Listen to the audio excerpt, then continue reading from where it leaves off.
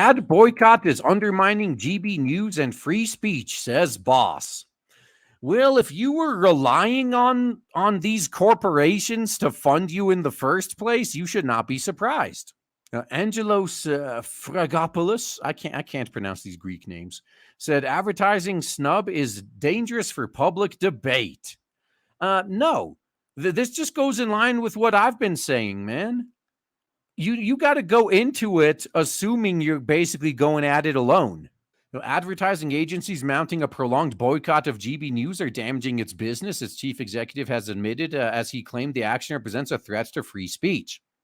These same advertisers that get butthurt when you don't support them because they actively hate you and campaign against you.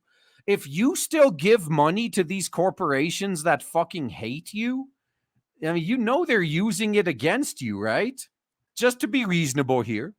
I understand there are things people can't do away with, which is fine. Just cut back.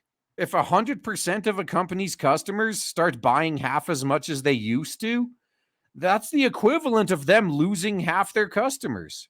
So Angelos Fragopoulos said the public debate was at risk because the channel was being put under commercial pressure to change its content a year after its launch. He said commercially, this is a very serious matter. This does damage to the GB News business model. There's no two ways about it. And that is something that the advertising industry itself needs to acknowledge. And this is why I didn't take investors, because as soon as you do that, the investors call the shots. Mr. Ferropoulos, a former chief executive of Sky News Straya, said advertising buyers had opted to keep GB News on their blacklist despite the channel remaining in step with Airstrip One's broadcasting rules. Yeah, so using these non-government corpos, the government can basically ban shit without actually banning shit. Well, being part of a regulated environment should give an advertiser and a brand confidence that the broadcaster is meeting legal requirements without impartiality. No, see, that's the problem. They don't care about impartiality. They don't even care that you're following the law. You have the wrong opinion, so these corporations are going to drop you like a bad habit. You need to do the same to them. You guys got to remember, loyalty is a two-way street. Don't show loyalty to someone who shows you none.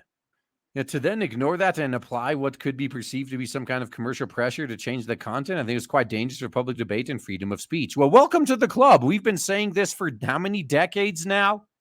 GB News is targeted at launch by Stop Funding Hate, a social media hate group that organized boycotts of national newspapers promoting right-of-center views. Oh, basically right-of-Stalin views. Some of the world's biggest brands, including Grolsch, IKEA, and skincare brand skincare brand IKEA. Oh, wait, there's two IKEAs. Huh? Suspended ad ties following the attack, although some companies later reversed their decision. Mr. Fragopoulos said he was having top-level talks with agencies and brands who continue to boycott GB News to understand their concerns. They're afraid of the hate mob. Let these brands all go bankrupt. When the pendulum swings back the other way and they're suddenly they're tripping over themselves to suck your dick, remember what they did when the other side had power. No, he said, quite frankly, it's all perception, not reality. The battle GB News had before launch was a perception, was set by a hashtag on Twitter. Who do you trust, a hashtag on Twitter or Ofcom? Well, obviously Twitter. His comments come on the first birthday of GB News, an opinionated news channel backed by nearly $50 million of funding from U.S. broadcaster Discovery, the Dubai investment group Legatum, and Brexit supporting hedge fund manager Sir Paul Marshall. Oh, okay. So these guys, like none of these contributors were giving money out of the kindness of their heart. They did this as an investment. And now that these advertisers are refusing to foot the bill and they can't get their investment back, it's a problem, huh?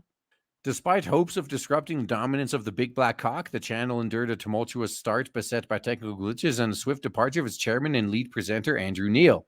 The former Sunday Times editor took a break from the channel after presenting just 8 shows because he said the need to recharge his batteries and then resigned. Yeah, he was probably threatened, or his family was. Since then, it has launched GB News Radio, brought in regular news bulletins, hired Sunday Express editor Michael Booker, and started Eamon Holmes as a breakfast presenter. The station faced an early challenge from Rupert Murdoch, who hired the former Good Morning Britain presenter Piers Morgan to spearhead his brand of opinionated TV. Wow, Rupert Murdoch, man, he used to own Fox. Look at what happened now. Yeah, however, the average views of Piers Morgan's Uncensored at 8 p.m. have fallen from 316,800 during the channel's launch on April 25th to 41,500 on May 23rd. Yeah, no one wants to see him, according to TV ratings compiler Barb. Meanwhile, Nigel Farage's program for GB News attracted 57,500 viewers in the 7 p.m. slot. Neither GB News or Talk TV managed to regularly beat the Big Black Cock, however, which attracted 106,300 average viewers in Mr. Morgan's slot on May 23rd.